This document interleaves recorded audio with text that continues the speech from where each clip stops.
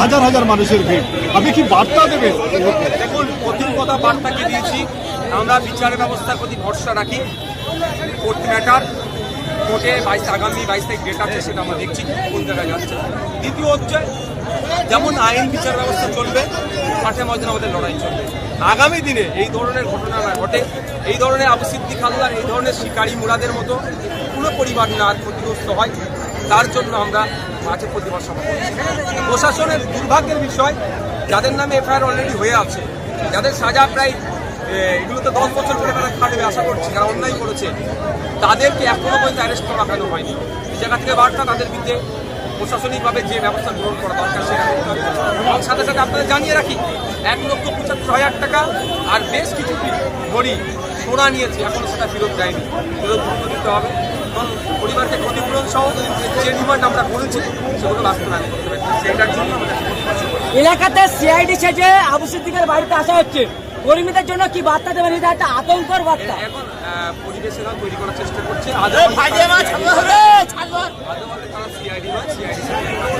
দাদা, আমি বলেছি আজকে যারাই আসেন না কেন, সিভিল দিয়ে এসে আসলে তাদের অবশ্যই আইডি কার্ড হবে। ভাঙড়ে পুলিশ সেজে সাধারণ মানুষরা মুস্তাক তৃণমূলের দণ্ড বাহিনী অনেকবার ধরা পড়েছে, এবারে সিআইডি সেজে আজ আসছে, কি বলবেন?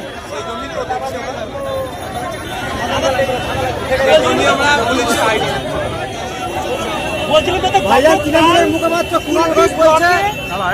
সভাপতিকে ধরে মারধর করা হলো এবং মানে ভিডিও অফিসের মধ্যে, কি বলবেন সেই প্রসঙ্গে?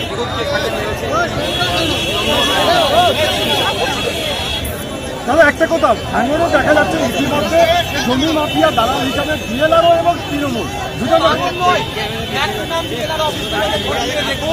আর তৃণমূল কংগ্রেসের ব্লক স্তরের নেতারা এই কাজের সাথে আমরা এর বিরুদ্ধে করছি। বিধানসভার মধ্যে ভূমি সংস্কারের দপ্তরের মন্ত্রী মাননীয় মুখ্যমন্ত্রীকে সতর্ক করেছিলাম, আমি সজাগ করেছিলাম।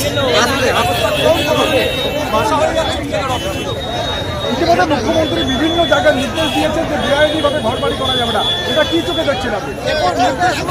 ভালো দিয়েছে, কিন্তু এই আইনি আছে সেগুলোকে আগে উনি ভাঙবেন। কোর্ট অর্ডারে বেআইনি ভাঙতে গেলে তৃণমূল সেখানে পুলিশকে একটা আটকে দিচ্ছে, পুলিশ সেখানে ভূমিকা পালন করছে, এই ভূমিকার মধ্যে জমা দিতে পারবে।